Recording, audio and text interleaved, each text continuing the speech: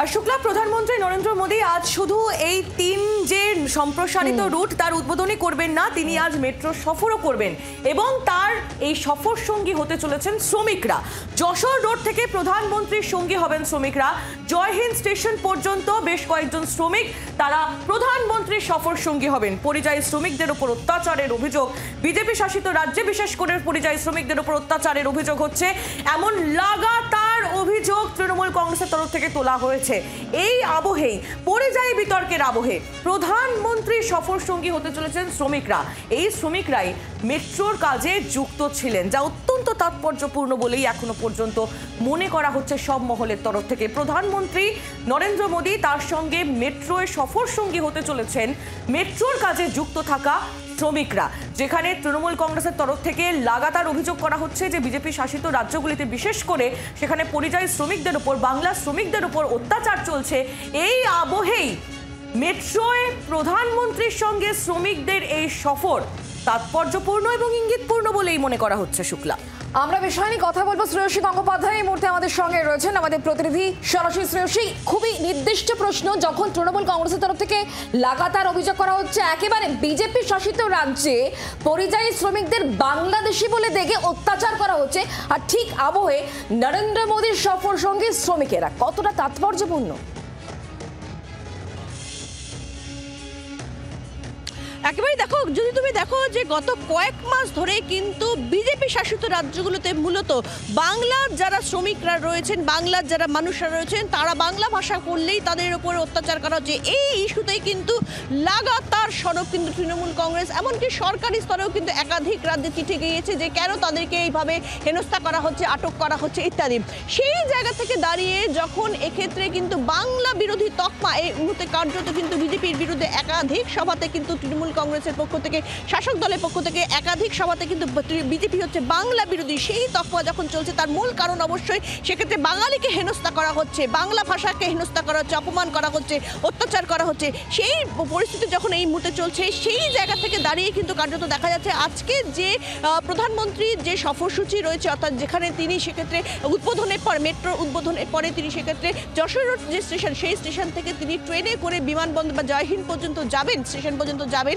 সেই যে সফরসূচিতে তার সেই একই ট্রেনে কিন্তু যাত্রা করবেন একাধিক বেশ কয়েকজন কিন্তু শ্রমিক, যারা এই মেট্রো প্রকল্পের সঙ্গে যুক্ত ছিলেন। সেরকম কয়েকজন শ্রমিককে সঙ্গে নিয়ে, এবং অবশ্যই বেশ কিছু স্কুলের বাচ্চারাও থাকবে, তাদেরকে সঙ্গে নিয়ে ওই একই ট্রেনে কিন্তু প্রধানমন্ত্রী তিনি সেক্ষেত্রে যশোর রোড স্টেশন থেকে তিনি জয়হিন্দ পর্যন্ত যাবেন। ফলে কার্যত কিন্তু এই যে পরিস্থিতি, যখন এই মুহূর্তে একটা বিজেপি বিরুদ্ধে কিন্তু লাগাতার যে বিষয়টা সামনে তুলে এনে এই মুহূর্তে প্রচারে তৃণমূল কংগ্রেস, যে এক্ষেত্রে বাংলা বললে হেনস্থা করা হচ্ছে, একাধিক রাজ্যে হেনস্থা করা হচ্ছে, পরিযায়ী শ্রমিকরা তারা ফেরত চলে আসছেন, তাদের জন্য নতুন করে সরকারের তরফে স্কিম বা প্রকল্প চালু হচ্ছে।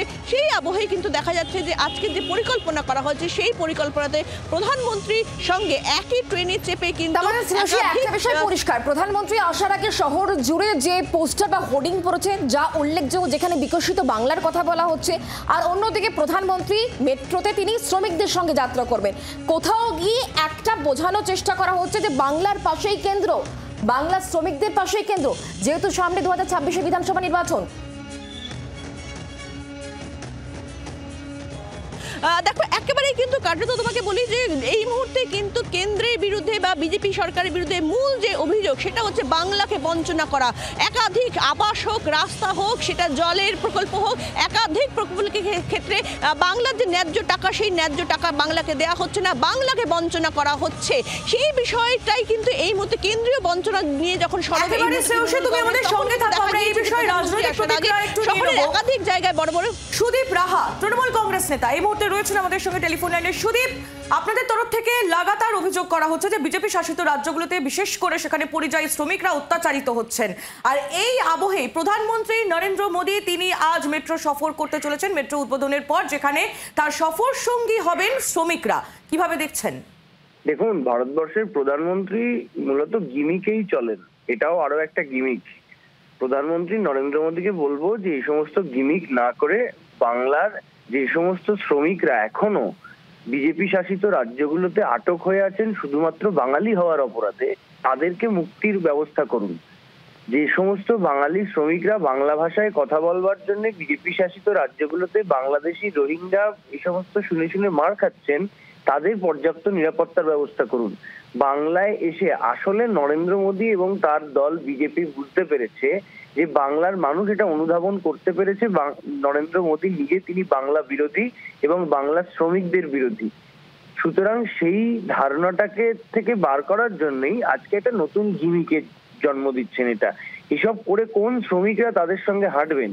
শ্রম বিরোধী একটা সরকার, পরিযায়ী শ্রমিক বিরোধী, বাংলা বিরোধী একটা সরকার যাদেরকে নিয়ে হাঁটাচ্ছেন তারাও খুব ভালো করে জানেন। ভালো করে খোঁজ নিয়ে দেখুন তারা কোথাকার, তারা কোথা থেকে আসছেন। হয়তো বাইরে থেকে লোক নিয়ে হাঁটাচ্ছেন।